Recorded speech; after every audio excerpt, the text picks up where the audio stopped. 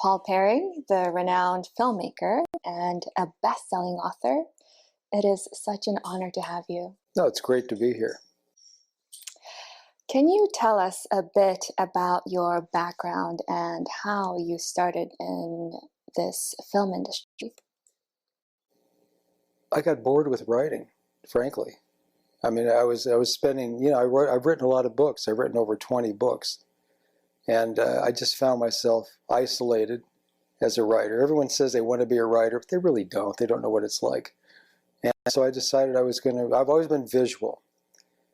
I was a photo editor at a newspaper here. And so I developed my visual aspects. And I decided, well, I want to make some documentaries out of my own books.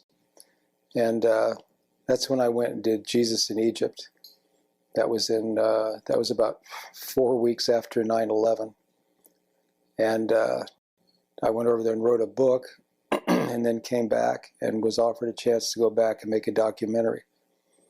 And so I went back and did that. And that was it. I really got drawn to that type of life, where you don't know what's going to happen next.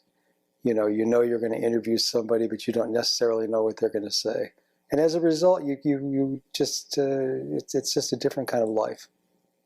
And the topics that you explore are very unique. History, spirituality, humankind. What inspired you to explore these topics? I think if you look at the media, like, I don't want to rip on Netflix, but if you look at something like Netflix or most of the streaming media, there's a lot of vacuums, a lot of things they don't cover. And I think one of the things is spirituality. Yet, in fact, spirituality is very important to virtually everybody, even whether they know it or not. So that's why I got hooked on that.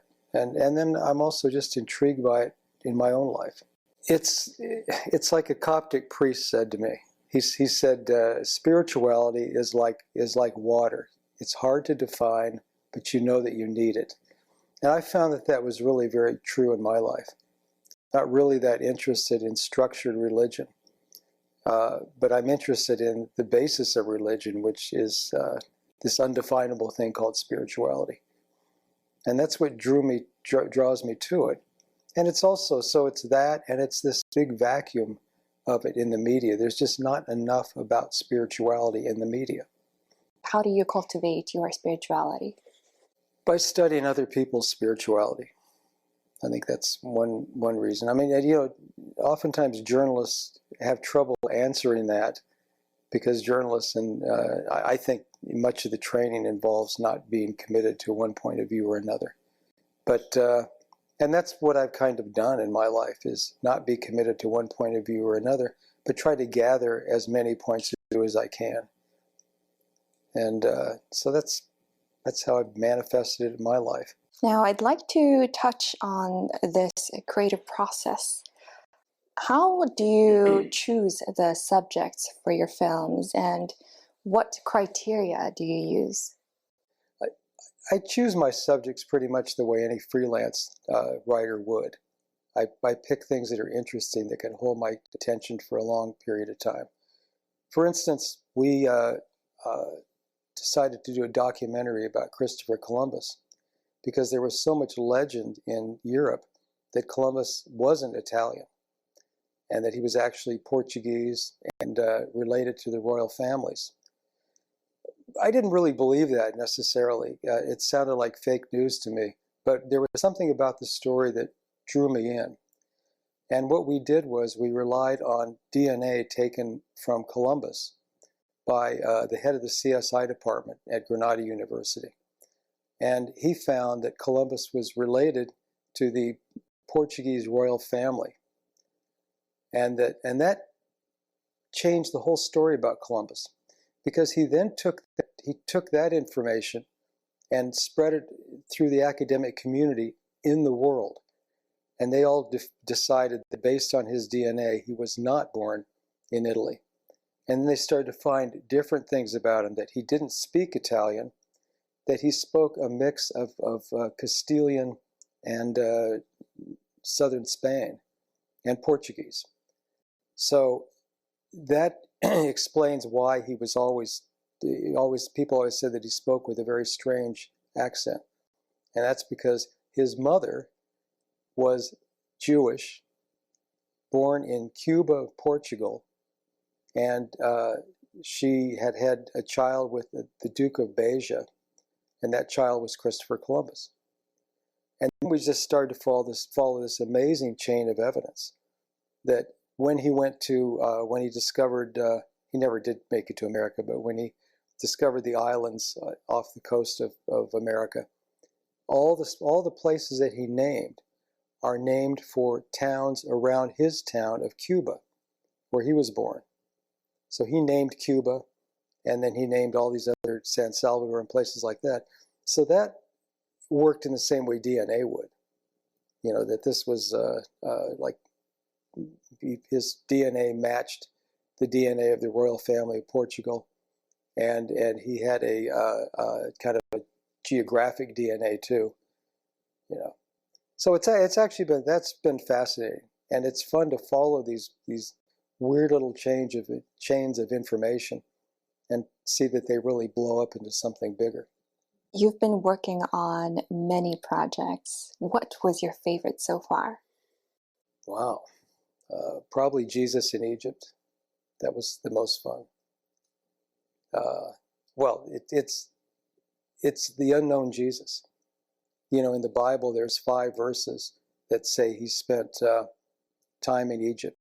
He went in as a child, probably about 2 years old, and he left Egypt at about 6 years old. That's what you can piece together from the Bible. But there's a whole bunch of Gospels that were written about Jesus that aren't included in the Bible. And those are considered apocryphal, or they're considered lost books of the Bible. And if you go through those, you see all these stories that took place in Egypt that aren't accounted for in the Bible. And then when you go through the Quran, you find out that the Quran is full of stories about Jesus, Mary, and Joseph that aren't included in the Bible at all. And if you piece all those together and find places that fit in Egypt, you have a map of Jesus in Egypt. So it was great to follow the trail of the unknown Jesus, and that's what we did. We got a map from Pope Shenouda, who's the Coptic Pope of the Coptic Church in Egypt, and we followed that map. And culturally it was wonderful, because Egyptians are terrific people. It was also right after 9/11, and it was interesting to see how the impression of Middle Easterners was in reality as opposed to the way they were cast in news. And I think news always covers action, and they cover the violence and things like that, but most of the world isn't violent. Most of the world has just people who just want to live and have a good time, and that's what we found, a very open society. So those are a couple of reasons. What kind of impact did it have on you and also others? Well, it has a huge impact on Egypt, and you find that a lot of these spiritual subjects, like when you talk about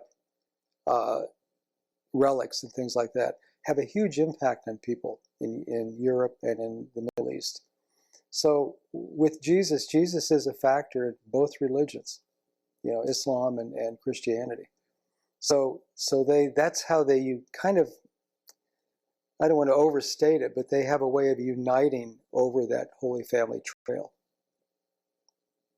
Because it does have a lot to do with Muhammad, and then it has everything to do with Jesus. So these things have a way of uniting people, and that was one of the most interesting things to me about the Holy Family Trail was that they had actually taken the trouble to pull a Holy Family Trail together. Was also neat as well. So, and there's visions and miracles all along the trail. There were visions and miracles in the stories about Jesus, but there's visions and miracles now in Egypt. For example, we went to Asut, which is in the center of Egypt. And that's where Joseph was told by an angel that King Herod had died, you can return to Israel. And well, for hundreds of years now, there have been visions of light in the sky. And people come from all over North Africa. They come from all over Europe to see this. I've never seen an article about it at all in American media. And what happens is you're standing there, and out of the sky there's these flashing lights that just boom, just come down from the heavens. I have a photo of one. I'll be glad to give it to you to show. But it's very intense. It's a healing light, by the way. And there's a lot of people who say they've been healed by it. Finally, in the year 2000, a whole bunch of Coptic priests got together who were medically oriented as well as engineers. And they had this massive sighting of these lights. And people coming into the church saying, I've been healed of different things. Cancer, all the way to cancer, to infertility, it's the whole range. And so they decided to scientifically study it. And what they did was they wrote up what had happened. They made everyone follow this pattern, writing about what had happened, where they were standing, what time, what did it heal, blah, blah, blah. And then they would only accept this questionnaire if the people also brought their medical records, proving that they had had a change in their health status. And they had hundreds of records. And then what these Coptic priests did was they put together a whole council of Muslim doctors and Christian doctors. And they had each doctor look at each file and decide whether it had been a miracle or not. And they found that a vast majority of these people had in fact been healed. And some of them were very extraordinary. One boy had a fracture in his arm, in the bone of his arm. And an x-ray showed that there was a gap, that it wasn't healing. And then after he had been engulfed by the light, about 2 or 3 days later, it had closed. And there's a whole bunch of cases like that, which I thought was a brilliant way to examine miracles. So my goal is to go back and take some American doctors and do the same thing, to show it to an American audience. By showing it to an American audience, what do you hope to achieve?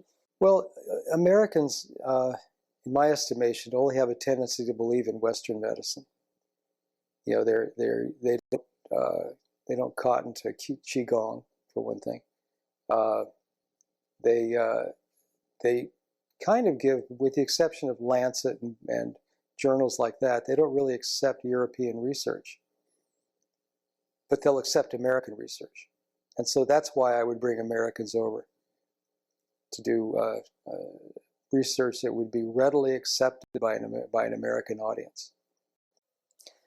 When creating these religious or spiritual documentaries, what were some of the challenges that you faced?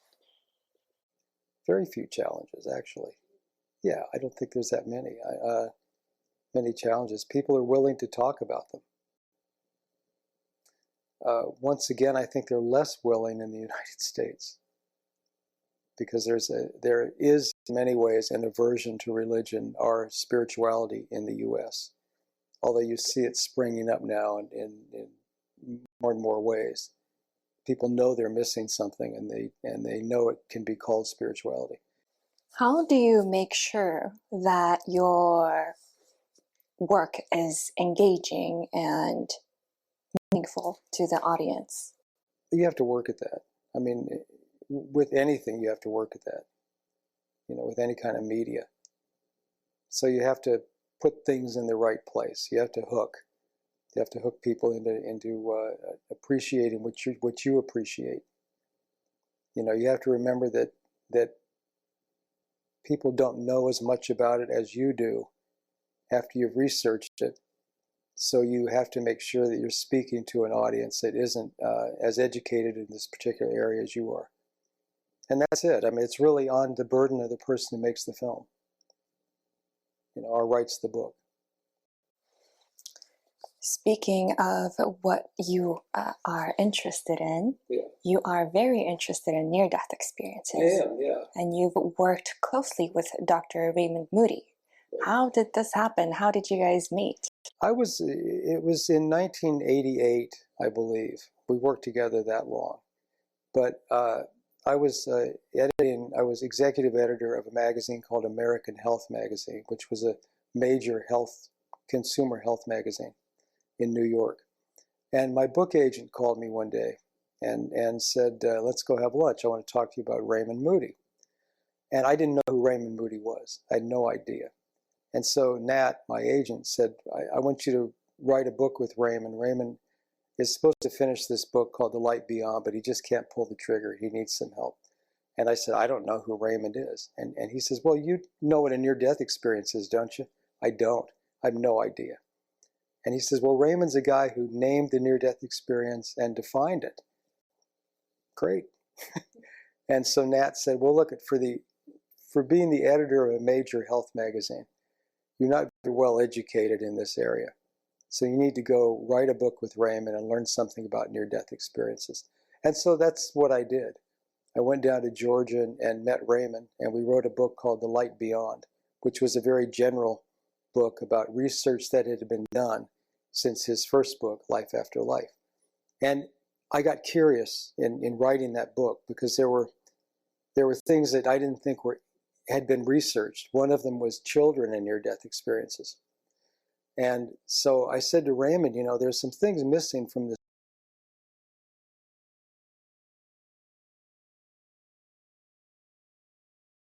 In Seattle, a guy named Melvin Morse. And he's done research on a couple of children who've had near-death experiences. Why don't you go talk to him? So Raymond introduced me to Melvin, and I went to see him, and he was in the middle of doing a big study on children and near-death experiences. And so I convinced him that we should write a book. And I wrote a proposal. We sent the book out to 20 publishers, and it was rejected by 19 of them. And the one who accepted it, which was Diane Reverend, who was the editor at HarperCollins, she called me up one day and she says, well, I'll take this book. She says, and I'm sitting there reading rejection letters. And she says, if you do this right, it's going to be a huge bestseller. And I thought, you don't know what I'm reading right now. But we did it right, and it became a huge bestseller. And so I ended up doing 4 books with Melvin Morse. And those all came out of gaps in the books that we'd written before. All those we decided to find the gaps in the books and write books about the gap. I did the same thing with Raymond as well. When we were, as our second book, we did a book called Coming Back. And it was a book about past life regressions. And it just came out of the blue. We had just finished Light Beyond, and we're just talking one day in his office in Carrollton, Georgia. And I said, have you ever had a past life regression? Because I had one. And he said, yeah, I have. And we talked about that for a while, and then just decided we would do our own study and take a look at what they are, what past life regressions are. And that's what we did. And it's like one thing after another always has a gap. There's always a gap there that needs to be filled. And that's what I've always tried to do with Raymond. So over the years, we'd written, I think, 4 books about near-death experiences. And I started to get a little bit skeptical about near-death experiences. And mainly because they're subjective experiences, meaning that if you have a near-death experience, you're the only one who can tell that story. Unless someone else had it with you, they couldn't tell that story. And it makes it a personal myth in many ways. So I said, we have touched on something called a shared death experience for years now. We've always had shared death experiences in every one of our books. But no one's done a book on shared death experiences, and no one has really looked at them in depth. So we started to collect shared death experience stories, which were far easier to find than I expected. And we would ask people at conferences, we would explain to them what a shared death experience is, which it's by the way, a shared death experience is when somebody who is well experiences the death experience of someone who is dying. And that could be shared psychically, in other ways too, psychically or actually sometimes. And we started to collect these shared death experiences and then got a book out. We wrote a book called Glimpses of Eternity. And that kicked off this whole field of study on shared death experiences, which once again, I have to say, we're kind of the forerunners of. And we started to collect shared death experiences and categorize them and look at possible reasons that they happen, look at historical shared death experiences, which, near-death experiences have been around since the beginning of man. And the same is true of shared death experiences. And that's what we've done now. We have a book coming out in September. We have a book coming out called Proof of Life After Life. 7 reasons to believe in the afterlife. And that we categorize these into 7 categories. And we looked at them all very carefully. And that is going to advance this field substantially. Because you have certain things in shared death experiences that the National Institutes of Health are interested in. And that's a big step forward. If you can get the National Institutes interested in something that's considered woo-woo by many people, then you're really in very good shape. Can you briefly summarize what those 7 proofs are? Yeah, I'll just read you the table of contents from the upcoming book. One of them is out-of-body experiences. Another is precognitive experiences. A third one is transforming light, how the light transforms people during a near-death experience and how that's visible later on. Some people are healed by near-death experiences, which makes them a shared death experience. You can see the transformation in people. They're healed. They pick up what we call spontaneous muses, which means they literally, during a near-death experience,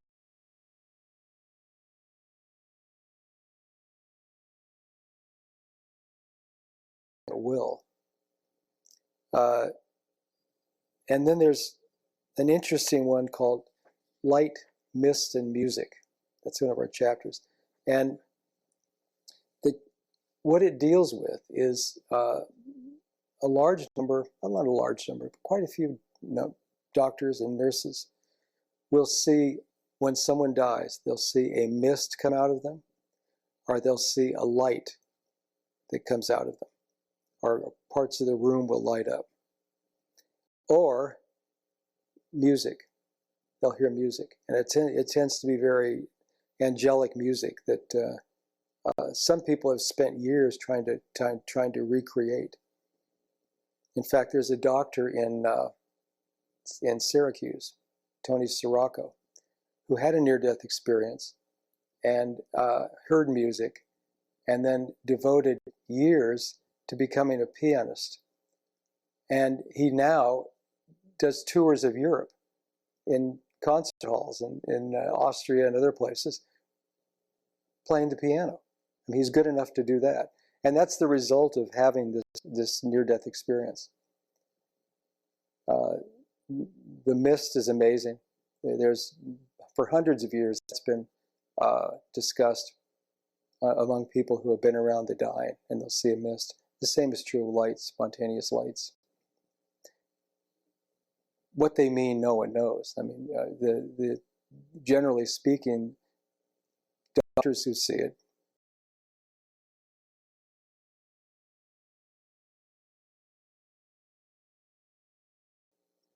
and the descriptions of it are almost universal. They tend to be it tends to be a greenish light or white mist.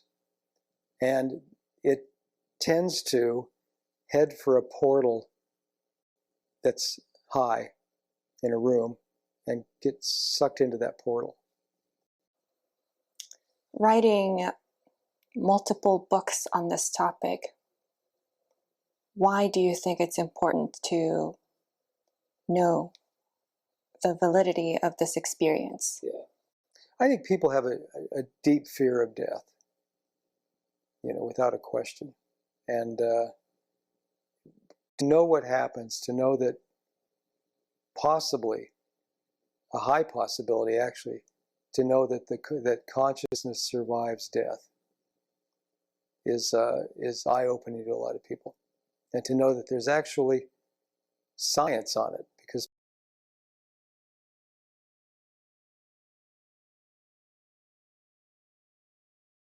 to people, it's a good tool for discussing grief. And how has this journey or discovery of near-death experience impacted you? Oh, it's eased my fear of death for sure. I mean, I think death is one of those things that people think about, not all the time, but think about it every day. It's one way or another, death comes up in their mind. And so it's very beneficial to see the other side of it, that there might well be survival of consciousness. One of the things we've done that I think it eases the fear of death for people, and it opens their mind toward a near-death experience, is this big study we did in Seattle called the Transformation Study. And this was headed by Melvin Morris. And what we did was we took hundreds of people who had near-death experiences, had them answer questionnaires, and then spoke to them. And what we found, we had a lot of doctors involved in this. Big neurologists at University of Washington, and nurses and statisticians. Statisticians played a big role. And what we found was that there's some interesting things with near-death experience. One is that the most transformative element of a near-death experience is seeing the light. Once people see the light, they tend to be more transformed than people who don't. And the other thing is that people who have near-death experiences have approximately 4 times the number of verifiable psychic experiences as people who don't have a near-death experience. And by verifiable psychic experience, we mean an example would be if you're supposed to take an airplane to Arizona tomorrow from New York, and in the middle of the night you've had a dream that plane crashes, then if you get up and you tell your boyfriend or a friend, I'm not going to fly today because I dreamed that plane crashed, and it does, that's a verifiable psychic experience. And we found that there's far more of those with people who have NDEs than don't. So there's some really fascinating aspects that no one anticipated and that can't really be explained. That is fascinating. Thank you for sharing that. Yeah, sure. I would like to ask you about the importance of spiritual media in general. These spiritual medias are on the rise it's been on the rise for the recent years. What kind of impact do you think it's having on individuals? I think it has a huge impact on individuals, and I think there's a reason for it. And I think the reason is that it's like that old song, "Is that all there is?" I think a lot of people start to feel that way about life. Is this all there is? I go to work all day in a cubicle, and my kids hate me, and I'm not having much fun. And so they start to look for ways to overcome that. And one of the ways they overcome those feelings is through study of near-death experiences, through the study of spirituality, which I think is really part of the goal of spirituality, is to soothe people about life and death. What is the current project you're working on, and what can viewers expect from you in the future? Well, we just finished a book, Raymond and I did, called Proof of Life After Life. And the subtitle is 7 Reasons to Believe in the Afterlife. Our next project is to turn those 7 reasons to believe in life after life into 7 master classes. And we want to, video the master classes and have so they're accessible to people anytime they want. And that's the next thing we're going to do. You've made a film called Afterlife, and you've said that your goal is to make media that matters. Why does spiritual media on the afterlife matter? Because people didn't know anything about it. I mean, that's one reason. But then what I started to realize is that I had written all these books on near-death experiences. I think at the time that I made that movie, I'd probably written 5 books on near-death experiences. And don't get me wrong, I don't just deal with that subject matter. I mean, I deal with a lot of other subjects besides near-death experiences, but I'm very prolific. And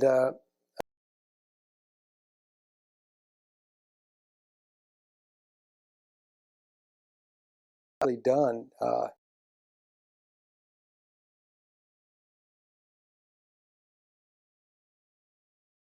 Just decided to make it a very simple documentary. One where we would. Actually, the way I did it was there was a conference, International Association for Near-Death Studies. It was in San Diego. I took myself and a cameraman. We set up a hotel room, and there was a whole group of people there, and I told them all what I was doing. I'm making this film about people who've had near-death experiences. And I got like 20 people at least who sat down for interviews. And the interviews were really excellent. People are very well spoken about their experiences. And their experiences are very varied. I mean, what started to intrigue me is how people almost die, how they have a near-death experience. So there was one woman who was a child, and she was in Puerto Vallarta in Mexico, and she ran through a glass window. She didn't. It was a sliding glass door, and she was running as a child and just ran through the window and was completely cut up, and she was bleeding to death. And she had a near-death. Luckily, her parents. This is a whole other side to the story. Luckily, her parents went downstairs to try to find a doctor, and they ran into a doctor in the stairwell who was checking in. And they told him what happened. He went right up. He had his bag with him, and he stitched her up. I mean, she showed me her stitches. We have it in the film, right back of her neck and on and on. She bled a lot. And in that course of time, she had this very profound near-death experience. Later, the doctor gave them his address and said, come and see me sometime next time you're in town. So the next time they were in town was a couple years later, and they went there for a vacation. And what they found was that the address he gave them had never been occupied. It was an empty lot. And she thought this was an angelic occurrence. They had this doctor show up in a stairwell. So that was interesting. That was an interesting story on how she had an NDE and how she became involved more and more in them. Another guy we talked to was an Iraqi, and he belonged to the Baha'i faith.